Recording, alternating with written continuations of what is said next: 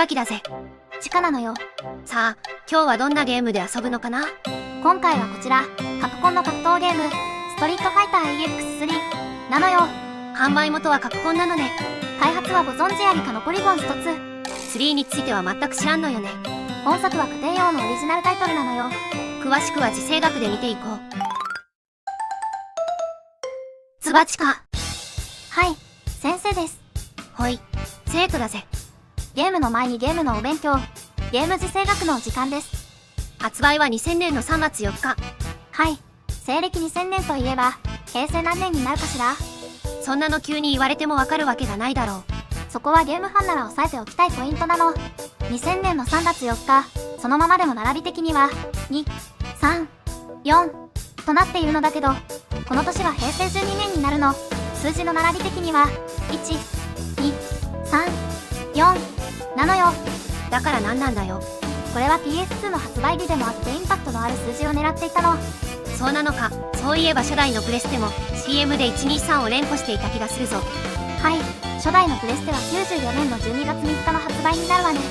そういえば前に聞いたような気もするわ。このゲーム PS2 のローンチタイトルだったんだな。はい、PS2 のローンチタイトルは全部で10本。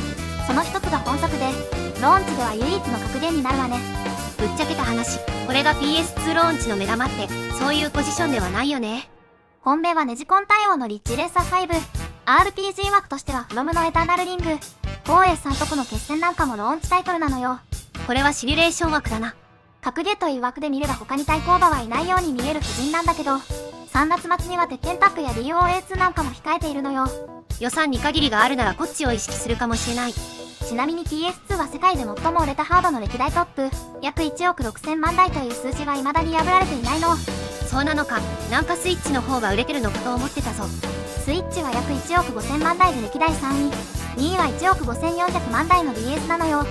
結構切迫しているのね。そんな PS2 の初週売上は約72万台なの。そう考えると200万の予約が殺到したスイッチ2の人気の高さも伺えるわね。任天堂の想定外ってコメントにがっかりしてる人も多いが、初動で200万は異常事態だからな。うちは普通に買えるようになるまで待ちましょうね。クリスマスぐらい。はい、話をスト EX に戻すわよ。本作について知っていることはあるかしら？前に関連作を遊んだ時にちらっと聞いたけど、あんまり評判は良くない感じなんよね。まあ、はい、一部ではクソゲー呼ばわりされることもちらほら。基本的には旧作をベースに多少グラフィックを強化、その一方で最適化不足からか処理落ちも頻発。前作でのリストラキャラの復活こそあれど、新キャラは特殊枠のエディットキャラのみ。遊べるモードも乏しく、キャラ数自体には大差もないので、グラフィック面を除けば前作 EX2 の方が満足度が高く充実しているって意見もあるわね。まあ察しはつくのよ。ローンチとして限られた納期の中で結構無理しちゃってる感。はい、直接的な前作である EX2 プラスが前年の年末商戦に突っ込まれているの。その3ヶ月後には本作が出ているって流れなのよ。さすがに同時に作っていたんだとは思うが、カツカツな感じでもありそうなスケジュール。それでいて前作とは大きくシステムの変更、ガードブレイクとエクセルが撤去され、変則的なタッグバトルが導入されているのよ。変則的なタッグ？2対2で交代しながらのタッグだったり、同時2人と1人のドラマティックバトルだったり、順番に対マンの POX スタイルだったりと、いろいろなスタイルでのバトルが用意されているの。その一方で対マンのに先っていう、一番オーソドックスなモードがなかったりもするの。ないのか。このゲームにはラウンドって概念がありません。動画の尺的には助かる感じではあるが、ガードブレイクが撤去されて、代わりにハードアタックが導入。ハードアタック？モーションは基本的にガードブレイクの流用なのだけど、ゲージ不要で使い放題になって立ちガード可能に。ただの中断技になったってことね。おおむねそんな感じ。内容的には同社のファイティングレイヤーからの輸入品になるわね。まあ、とりあえず遊んでみようか。朗報用、CPU 優先はかなり簡単だと言われているわ。それはありがたい話だな。カプコンにとってもハードのローンチ枠ってのが狙いたいポジションだったのよ。初代プレステの時もヴァンパイアでローンチ狙ってたのよね。狙ってはいたのだけど、海外の下請けが全く仕事をしていなかったのよ。遅れに遅れて、サターン版のハンターの方が先に出てしまうという大腸も。今回は間に合ったけど、内容的にはどうかしら？細かい部分は遊びながら見ていこう。ちょっと尺が短い動画になるかもしれない。ゲームの前に前回のリザルト。なんだか嫌な予感がするの。ゲスフン。オブオ。むあー。ルベラ。覚えとれよ、お前。いやはや、危うく大惨事だったぜ。十分大惨事なんやで。2回連続で即死コンボとかやめてもらっていいですか？まだギリギリで自分で背負いきれてるから。はい。西洋ウザンの読みがなぜか水星残に。そもそも間違えて覚えていたか。ハンバーグの油に関しては油の字が正解でした。以後は注意いたします。私は加えて5変換が一つと人違いが一見。ザンクローではなくサンクローでした。ネタキャラと本物を間違えないで。誠にごめんなさいでした。それでは安全運転でゲーム開始。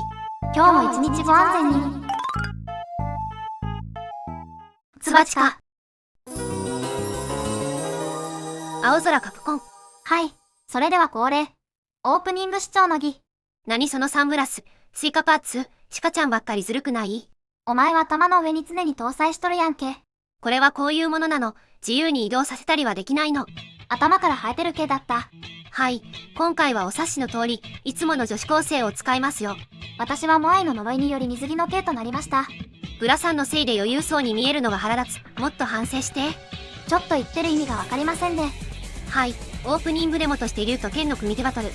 いや、これ、言うほど PS2 の超絶美麗グラフィックかって感じではあるな。数週間後には鉄拳タップや DOA2 が控えているのを、その辺と比較するとどうしても見劣りするとは感じるわね。鉄拳なんかは時代を考えても CG ムービーには結構な熱量を注いでいた感はあるよね。ムービー部分とポリゴンデモは切り離して考える必要はあるのだけどね。DOA2 とかはゲーム画面もすごい綺麗になってた記憶はある。そこはまあ、特艦工事のローンチタイトル、まだまだハードの性能を活かしきれてないのはやむなし。DOA2 はナオミって上位基盤からの移植だもんな。Street Fighter EX3。はい、それではゲーム開始です。まだキャラが出揃ってないじゃないか。まだクリアしてないキャラでクリアすると、1キャラ追加される仕組み。左下にいるのが新キャラのエースだな。エースは集めたゲーム内ポイント的なもので、技を購入して自由にエディットできる感じのキャラなのよ。タップだと聞いていたのに1キャラ選ぶだけだぞ。はい、選ぶのは1キャラのみ。倒した敵を仲間にすることができるシステムなのよ。はい、実は何度かやり直しております。初陣はいきなりの1対3の集団戦である。敵の体力は多くないので、そんなに難しくはないんだが、倒す順番はよく考えないといけない。起き上がって頭になりたそうにこっちを見てくるのは、最後に倒したキャラのみなの。ここはぜひとも竜をゲットしたいのです。竜を仲間にするなら竜を最後に倒す必要があるのよ。よし、変なお姉ちゃんもやっつけたぞ。シャロンさんね。はい、無事にお目当ての竜を最後に撃破だ。ストリートファイトってすっごく面白いよね。なんと竜が起き上がり、仲間になりたそうにフラフラしている。はい、連れて行こうね。この時点で普通の格ゲーじゃねって感じは伝わってくるわよね。早い段階で竜をゲットしたかった理由としては、組み合わせによって愛と友情のつプラトンがあるのよ。メテオタックコンボというレンジ3本消費の大技。桜の場合は竜がパートナーの時にのみ使えるのよ。メテオタックコンボはあるキャラとないキャラがいるのよね。桜と竜でセットのように見えて、竜側にはメテオタックコンボがないの。全員に搭載されてないって部分では不公平感もあるな。ジャスティス学園みたいに汎用にしておけばよかったんだけどね。組み合わせによる固有の技をしっかり作り込もうとして、結果として手が回らなかった感じにはなっているのよ。ゲージ溜まる前に死にそうなので交代。この手のタッグ系のゲームとしては珍しい部分として、ゲージは各々個人が持っている形になっているのよ。ゲージ個別なのか、竜が頑張っても桜のゲージにはならんのね。交代はいつでもできるのだけど、リキャスト制。一旦交代するとスタンバイ表示が出るまでは交代できないわ。メテオタックコンボは3ゲージと交代可能な状態であることが発動条件。スタンバイ OK よ。出ない。出た出た。は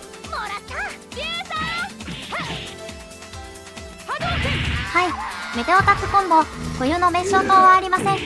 コマンドは弱パン弱パン後ろ弱キック強パン。春木殺のレバー部分が後ろになっただけね。まあ春木殺コマンドで春木殺が出るんだけどな。春木殺は通常のスーパーコンボでゲージ1本で出せるわね。よし、3本溜まった。竜のメテオコンボはおなじみ、新章竜剣。めっちゃブルンブルンされてる。ダメージは控えめ。威力より前。チポンコツ。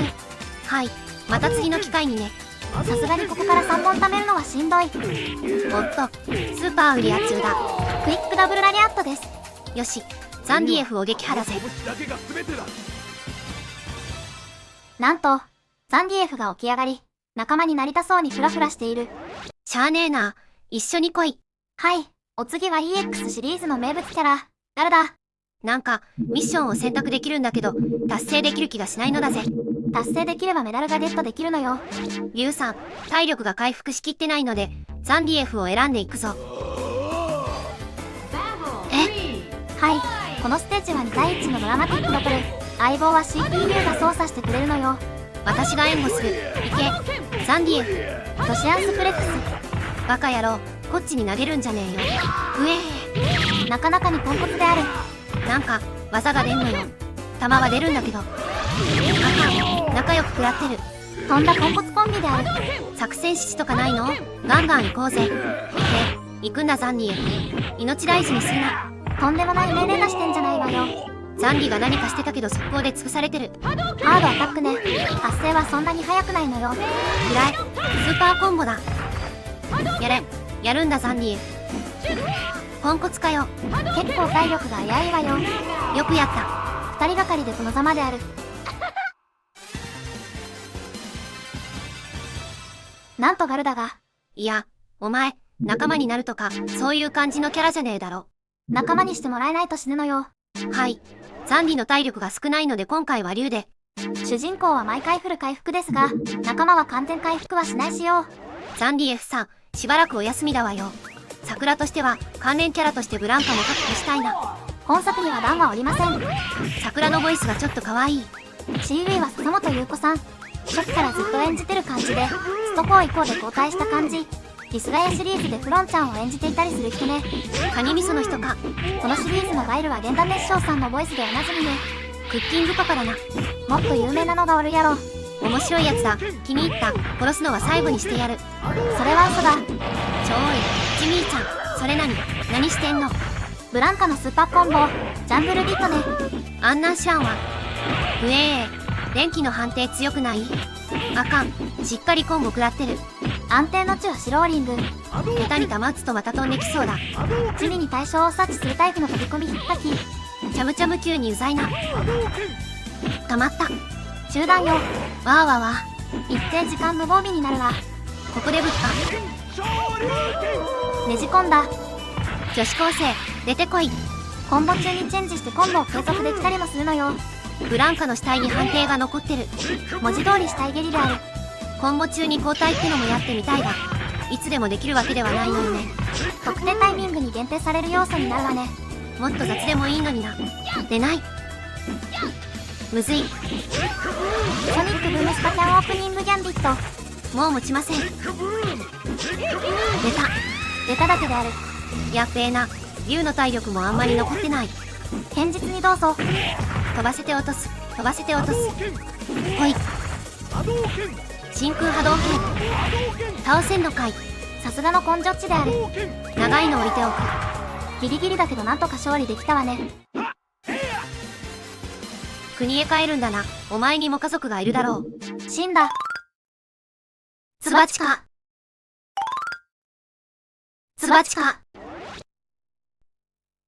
はい。ステージ5、敵はサガット1人なのよ。体力が減った竜はお休み。出番だぞザンディエフ。仲間は最大で3人まで。次がラストになるのよ。じゃあもうサガット連れて行くしかないじゃないか。だいぶ変な4人組ね。中足にはキャンセルかからんのか。中盤からの方がいいかもね。コマンドレスポンスも悪くはないが、良くもないな。あざは出ている感じだけどね。波動拳コマンドとか1回転は出るのよ。昇竜拳系のコマンドは斜めを強めに意識しないと波動拳に化けやすい印象だ。バニシングフラットが全然出ないのよね。コマンド違うってオチかな。そもそもないのよ。ないんかよ。スーパーウリアッチョウをうまく使ってちょうだい。あかん。飛び越えて逆ガードに。セルフめくられとは斬新ね。 PS2 のパッドじゃ2回転が出る気がせんのよ。カラジャンプ中にぐるぐる回しておくくらいのことしかできん。ぴょんぴょん飛んでると容易に落とされるわね。近づけないんもね。あかん。こういうの取りかぼって言うんだぞ。それは画面不思限定では。近づくことを強要されている時点で似たようなものだわ。アホみたいに飛び込むからでしょ。ガード硬直時にぐるぐる。飽きまへん。さすがに無理か。ダウン時にぐるぐる。2回転の方がでね。だいぶ見苦しい感じのバトルでしたがなんとか勝利。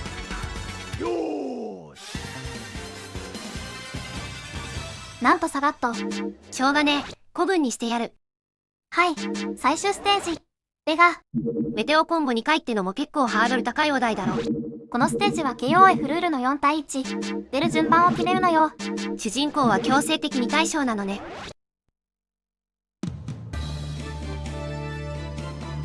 上から登場とかではないのね。おっと、ベガワーク。昇竜拳。出ねえわ。昇竜拳。出てない。置いておく昇竜拳。昇竜拳。出ない。出したい時に全く出ない昇竜拳。忘れてた。竜巻がキモい。なぜか溝口式を採用。スーパーキャンセル真空竜巻。マジで対空でねえんだけど。昇竜拳。だいぶポンコツである。出んのよ。来たねえ。サイコテールの持続当てだ。待って。無言でいきなり出てこないで。一旦仕切り直し的なものはありません。いや、これ、通常のタッグモードの交代ボタン封印しただけじゃねえか。バレてしまったようね。余談ですがこのゲーム、メガだけで3人いるのよ。どういうことよ。条件を満たすことで、強化版のメガ2が登場。さらに別件でトゥルーベガってのもいるのよ。コンパチですらない水増し要員か。そういう区分で言えば、殺意流なんかも推しキャラとしているのよ。このシリーズ、後期が出禁なのよね。出禁とは違うでしょう。むしろ貸し出し禁止枠なのよ。設定上ガルダの方が強いって言ったせいで怒られたのよね。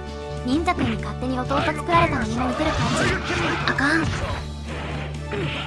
こ、ギリギリですが勝利。こっちにはまだサンディと女子高生が残ってたし、余力十分だぜ。お前何もしとらんやんけ。はい、テキストオンリーのエンディングとなります。家族に宛てたお手紙的なものね。はい、無事にクリアできたところで雑にレビューしてもらえるかしら。 CPU 戦が比較的楽ってのは、最後が数の暴力じゃねえか。誰も仲間にしないって選択肢も一応あるのよ。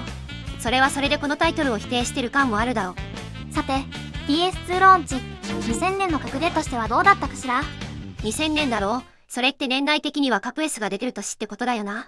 同じ年ではあるけど、それは2000年の8月リリース、本作の半年近く後のタイトルってことにはなるわね。ちょっと待って、なんか始まった。ある意味では恒例、遊べるエンドロール、ゲージが使い放題、大量に現れるモブキャラを何体倒せるかを競うモードなのよ。右下の赤い数字がスコアなのね。この辺りはマシンパワーを生かした遊びになっているわね。はい、こっちは適当にやりながらレビューを続けるぞ。正直 EX には違いないんだが、EX でしかないって印象でもある。家庭用オリジナルタイトルかつ新ハードのローンチって部分に期待しちゃうほどのものではないって印象だな。もちろん新ハードだから可能になったって要素もあるんだが、どうしても地味な印象が拭いされない。はい、2000年の春先ってことだと、アーケードは主にナオミ環境。98年にはドリームキャストを投入するなど、第5世代と第6世代が入り混じっていた頃ね。ナオミとドリキャスの環境をもって完全移植って言葉に嘘がなくなった印象ではある。発売タイミング的に比較対象になりがちなデッド・オア・アライブ2がナオミでリリースされたタイトル。本作は基本的に EX2 クラスをベースにしているが、こちらはプレステ互換機の ZN2 で作られていたの。一応 ZN1 の強化基盤ではあるのだけど、メインメモリの増設や CPU のクロックアップ程度のもので、世代的には1世代古いものとなっているのよ。プレステ 1.5 くらい。実際のところ、鉄拳3が動いていたシステム12は、プレステの上位互換基盤で、CPU クロックが 1.5 倍だったわね。